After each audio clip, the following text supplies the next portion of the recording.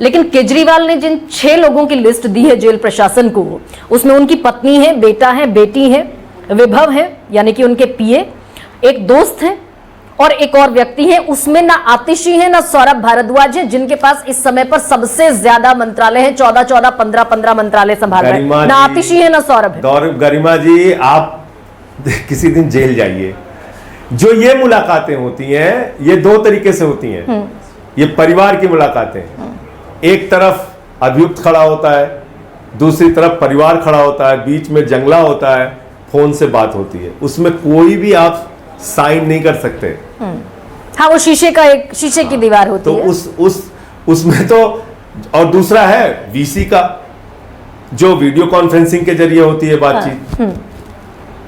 तो अभी तो वही मिला, जिस पे अगर कोई आगे निर्देश मिलता है कोर्ट से तो वो मीटिंगें भी होंगी। नहीं, लेकिन ये तो तय हो रहा है ना दिल्ली की सियासत में कि सुनीता केजरीवाल अरविंद केजरीवाल की सक्सेसर होंगी। उनकी कुर्सी पर बैठकर संदेश वो जारी कर रही हैं, विधायकों से वो मिल रही हैं। पार्टी का आधिकारिक बयान है। हाँ। दिल्ली की 2 करोड़ जनता के बीच में अभियान चलाकर हमारी पार्टी का दिया गया बयान है।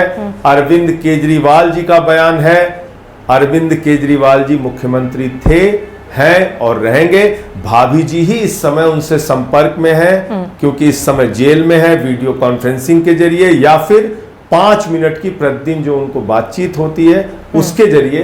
तो वो उनसे जो निर्देश मिलता है वो हम लोग इंडिया गठबंधन की रैली में भी वो सबसे आगे बैठी हुई दिखती हैं। जो उनको ये माना जाए ना कि अरविंद केजरीवाल की स्वाभाविक सक्सेसर, अगर जमानत अरविंद केजरीवाल को लंबे समय तक नहीं मिलती है पीएमएलए में, तो इस स्वाभाविक विरासत सुनीता केजरीवाल। आप ऐसे काल्पनिक बातों पे क्यों जा रहे हैं? आप ही ने कहा कि हो सकता है लंबे समय तक जमानत ना मिले। नहीं, मैं कह रहा हूँ जमानत में, मैं कह रहा हूँ जीवन भर जेल में थोड़ी रहेंगे, जल्दी जमानत भी मिल सकती है। मैं तो इस बीच चुनाव भी है ना संजय जी।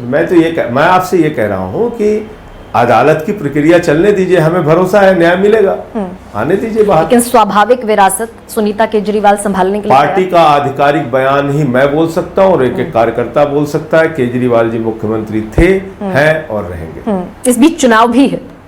और शराब घोटाले का इतना जबरदस्त, न सिर्फ शराब घोटाले का, आपने शराब घोटाले में खैर मुझे बहुत सारे पॉइंट्स गिनाए, वी शरद चंद्र रेड्डी से लेकर मंगूटा से लेकर सब आपने गिनाए, लेकिन दिल्ली जल बोर्ड का एक और घोटाला आपके दरवाजे पर दस्तक दे रहा है। कोर्ट ने कहा कि गंभीर आरोप है, स्वीकार कर लिया। आपको कुछ दिन बाद दिल्ली में हंसने का घोटाला दिखेगा। आप इसकी क्या बात कर रही हैं? हंसने का घोटाला भी दिखेगा कि आम आदमी पार्टी के मंत्रियों को हमने कहा था 10 मिनट रोज हंसना है, ये 15 मिनट हंसे। नहीं, ये तो थोड़ा संजीदा सवाल है। कोर्ट ने कहा कि गंभीर आरोप। अरे मैं आपसे ये कह रहा हूं ना, अब आप देखिएगा कैसे कैसे घोटाले निकलेंगे। तो इसलिए उन पे नहीं जाते हैं। मतलब वही मैंने कहा ना आपसे कि अत्याचार की पराकाष्ठा है, कुछ भी करेंगे ये लोग। लेकिन मैं जेल में बहुत पढ़ने का मौका मिला इन 6 महीनों में। तो एक किताब थी भगत सिंह क्रांति के साक्ष्य, सुधीर विद्यार्थी जी की। उस किताब में मैंने भगत सिंह के कई लेटर थे तो वो पढ़ रहा था। तो जब उनको फांसी की सजा हो गई तो उनके भाई ने जब उनको अदालत में देखा तो बहुत निराश थे, कुलतार सिंह जी। तो उनको पत्र लिखा उन्होंने जेल से, और पत्र की अंतिम लाइन में लिखा, जफा का मतलब होता है अत्याचार। जफा, हाँ। तो उन्होंने लिखा कि उन्हें ये फिक्र है हरदम नया तर्ज जफा क्या है, और हमें भी शौक है देखें सितम की इंतहा क्या है। तो बेहतर ले आए आप, शहीद आजम पर बेहतर ले आए इस बातचीत को। आज शहीद आजम भगत सिंह के परिवार से बड़ी आपत्ति हुई है कि सुनीता केजरीवाल ने जो मैसेज पढ़ा उसमें अरविंद केजरीवाल की फोटो के बगल में भगत सिंह की फोटो। देखिए, इस पर उन्हें एतराज है। उनके परिवार पर तो मैं कोई टिप्पणी नहीं करूंगा, उनको सर झुका के नमन ही करूंगा। लेकिन भाजपाइयों को मैं कहना चाहता हूं, भगत सिंह और अंबेडकर से इतनी समस्या क्यों रहती है भाई तुम लोगों को? तुम भी लगाओ फोटो, लेकिन इनके पुरखों ने कोई योगदान ही नहीं दिया आजादी के आंदोलन में। भाजपाइयों ने बाद में कहा, पहले उनके परिवार मैं कह रहा हूं इनके पुरखों ने देश की आजादी में कोई योगदान नहीं दिया है। अब उस पर किसी दिन और अलग से बात करूंगा कि क्या क्या किया आजादी के आंदोलन में भाजपाइयों के पुरखों ने।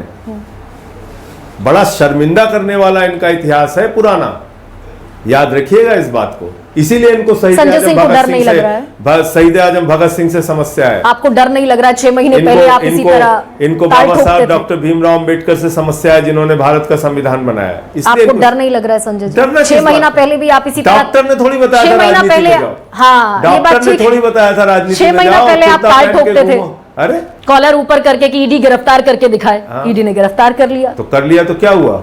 अब एक दफा फिर आप उसी, झुका दिया क्या? कर लिया तो क्या हुआ?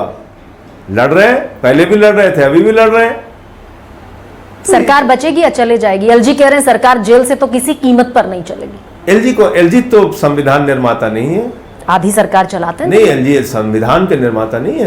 एलजी दिल्ली पूर्ण राज्य नहीं, भारत का संविधान बाबा साहब डॉक्टर भीमराव अंबेडकर ने लिखा। लेकिन एलजी के हाथ में शक्ति है संजय जी। एलजी अगर सिफारिश कर संविधान दे, के बाहर की शक्ति नहीं है। अगर सिफारिश कर दे संविधान के दायरे, नहीं आप कश्मीर देख चुके हैं संजय जी, कश्मीर देख चुके हैं। फ्लोर ऑफ द हाउस पे मेजॉरिटी टेस्ट होती है 6 महीने पहले, 6 महीने तक फिर दोबारा उसका परीक्षण नहीं होता। अभी हमने लिया ना बहुमत दिल्ली की विधानसभा में,